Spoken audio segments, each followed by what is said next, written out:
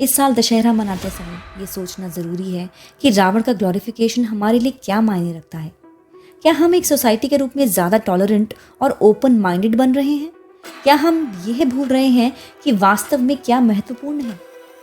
मेरा मानना है कि इसका जवाब इस बात में है कि हम अपनी कहानियाँ किस तरह से बताते हैं और अगली जनरेशन्स को कौन सी वैल्यूज़ इम्पार्ट करते हैं। Dussehra, the festival of victory of good over evil, is just around the corner. वह समय जब हम भगवान राम की राक्षस राजा रावण पर विजय को सेलिब्रेट करते हैं। लेकिन क्या आपने कभी सोचा है कि बदलते समय के साथ रावण के सपोर्टर्स बढ़ रहे हैं? क्या लोग उसे अलग नजरिए से देखने लगे हैं? हाल के वर्षों में रावण के कैरेक्टर को ह्यूमनाइज करने और उसके प्रति सिंपैथी रखने का ट्रेंड बढ़ रहा है। हम उसे सर्कमस्टांसेस का शिकार, एक शक्तिशाली राजा जिसको वेदों का ज्ञान था, टैलेंटेड वीणा प्लेयर के रूप में चित्रित करते हैं, जिसने अपनी बहन के अपमान का रिवेंज लेने हेतु सीता का अपहरण किया था। परंतु क्या यह सच है?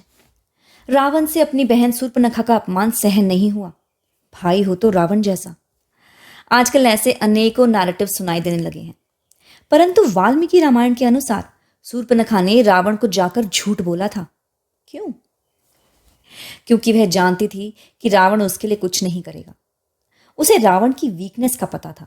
इसीलिए उसने कहा कि वह सीता, जो माता लक्ष्मी के समान सुंदर है, को रावण के लिए लाना चाहती थी, जिस पर लक्ष्मण और राम ने उसके नाक और कान काट दिए। सीता जैसे सुंदर स्त्री को तुम्हारी पत्नी होना चाहिए, ना कि उस तपस्वी की। शूर्पणखा को पता था कि अपनी लस्ट के कारण रावण अवश्य ही राम और लक्ष्मण से युद्ध करने जाएगा, ना कि अपनी बहन के अपमान का बदला लेने। रावण का ग्लोरिफिकेशन कोई नया फिनोमिनन नहीं है। वास्तव में भारत के कुछ हिस्सों में रावण को एक हीरो और शक्ति के प्रतीक के रूप में सम्मानित किया जाता है। लेकिन आश्चर्य की बात यह है कि यह प्रवृत्ति अब इन इलाकों तक सीमित नहीं है। ये फैल रहा है और हम देख रहे हैं कि अधिक से अधिक लोग ट्रेडिशनल नैरेटिव पर सवाल उठा रहे हैं। इस शिफ्ट का एक पॉसिबल रीजन है हम अपनी मूवीज और टीवी शोज में एंटी हीरो की राइज देख रहे हैं। हम अब फ्लॉलेस हीरोज के बजाय ग्रे शेड्स वाले कॉम्प्लेक्स कैरेक्टर्स की ओर ड्रॉन होते हैं। रावण अपनी बुद्धिमत्ता और बहादुरी के साथ एक आदर्श एंटी हीरो है। लेकिन क्या इसका मतलब ये है कि are we compromising on our values, या हम सिर्फ अच्छे और बुरे की अपनी समझ में अधिक सूक्ष्म होते जा रहे हैं? रावण की लीनिएज एक फैसिनेटिंग टॉपिक है। दशग्रीवा यानी रावण का जन्म महान ऋषि विश्रवा और केकसी, जो दैत्यराज सुमाली और थाटक की पुत्री थी, के घर हुआ था। रावण के दादा ऋषि पुलत्स्य ब्रह्मा जी के 10 प्रजापतियों यानी माइंड बॉर्न पुत्रों में से एक थे। केकसी के पिता चाहते थे कि उनकी बेटी दुनिया के सबसे शक्तिशाली व्यक्ति से विवाह करे। केकसी ने जब कुबेर को देखा तो उसके मन में कुबेर जैसा पुत्र प्राप्ति की इच्छा हुई। तब उसके पिता ने ऋषि विश्रवाक से विवाह करने को कहा। इस प्रकार रावण आंशिक रूप से ब्राह्मण और आंशिक रूप से दैत्य हुआ। रावण के विनाश का कारण उसकी ईगो, एरोगेंस और लस्ट थी। उसके इन कैरेक्टरिस्टिक्स की वजह से उसे मल्टीपल टाइम्स महान मनुष्यों और देवों ने श्रापित किया, जिस वजह से उसका अंत हुआ। चलिए बात करते हैं कुछ ऐसे ही कर्सेस की। दशानन के पतन की शुरुआत करने वाला पहला श्राप राजा अनरण्य का था। अनरण्य एक बहुत शक्तिशाली और राजसी शासक थे और भगवान राम के पूर्वज भी थे। जब रावण दुनिया को जीतने के लिए निकला था तो उसने अयोध्या पर चढ़ाई की, जहां अनरण्य राजा था। राजा अनरण्य ने अपनी सेना को युद्ध में उतारा, लेकिन रावण ने आग के विस्फोट से उन्हें जला दिया, जिससे केवल अनरण्य ही जीवित बचे। अंत में जब राजा अपना देह त्याग रहे थे, तब उन्होंने रावण को श्राप दिया कि मेरे वंशजों में से एक तुम्हारी मृत्यु का कारण बनेगा। अयोध्या से एक प्रतिशोधी उठेगा। इस प्रकार अनरण्य के पुत्र खटवांग का एक पुत्र दिलीप हुआ, जिनके पुत्र रघु थे। रघु के पुत्र अज के पुत्र थे दशरथ। रामायण के अनुसार भगवान राम ने रघुवंश में जन्म लिया और दशानन का वध किया। रावण को श्राप देने और उसके विनाश का मार्ग प्रशस्त करने वाला दूसरा प्राणी भगवान शिव की सवारी नंदी था। दशग्रीव यानी रावण भगवान शिव के सबसे बड़े भक्तों में से एक था और वह भगवान के दर्शन के लिए कैलाश पर उनके निवास पर गया था। सामने उसने शिव के बैल नंदी को देखा। वापस लौटो दशग्रीव, नंदी चिल्लाया, यह शिव का घर है। मुझे कोई नहीं रोक सकता, दशग्रीव ने उत्तर दिया।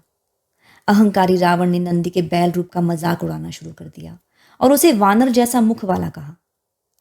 हर्ट नंदी ने दशानन को श्राप दिया कि वानर तुम्हारे पूरे कुल का नाश कर देंगे। जैसा कि हम सभी जानते हैं, भगवान हनुमान और वानरों की एकजुट सेना ने लंकापति के राज्य और उसकी अधिकांश सेना को नष्ट कर दिया था। दशग्रीव नंदी के श्राप को अनसुना कर अपनी शक्ति का प्रदर्शन करने के लिए उसने अपने 20 विशाल भुजाएं फैलाईं और पहाड़ को ऊपर उठा लिया।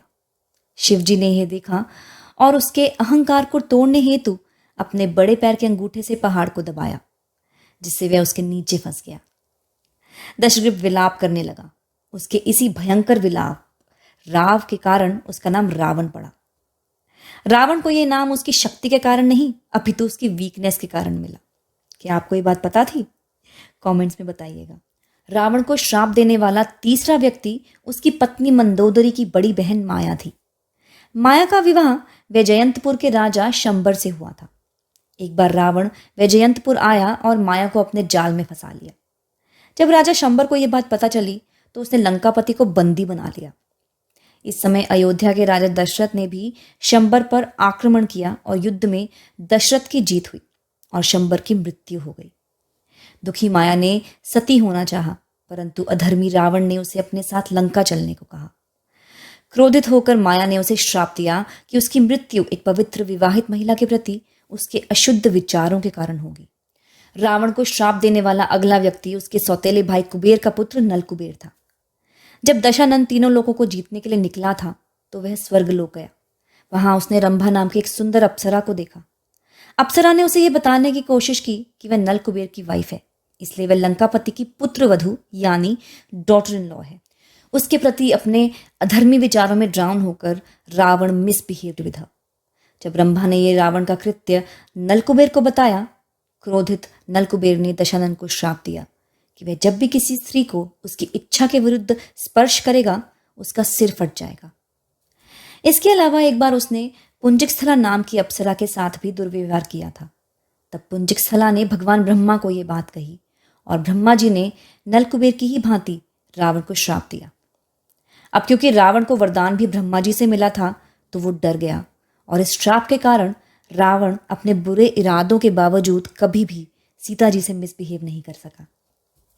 ये सीक्रेट रावण ने वाल्मीकि रामायण के युद्ध कांड में अपने एक मिनिस्टर महापार्श्व को बताई, जब उसने पूछा कि रावण सीता के कॉन्सेंट का वेट क्यों कर रहा है।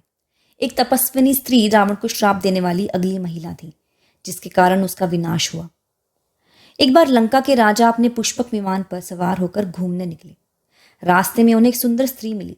वह वेदवती नाम की एक तपस्विनी थी जो भगवान विष्णु को पति के रूप में पाने के लिए कठोर तपस्या कर रही थी। लंकापति ने उसके साथ दुर्व्यवहार करना शुरू कर दिया। उसके बाल पकड़ लिए और उसे जमीन पर घसीटते हुए उसे अपने साथ लंका चलने के लिए मजबूर किया।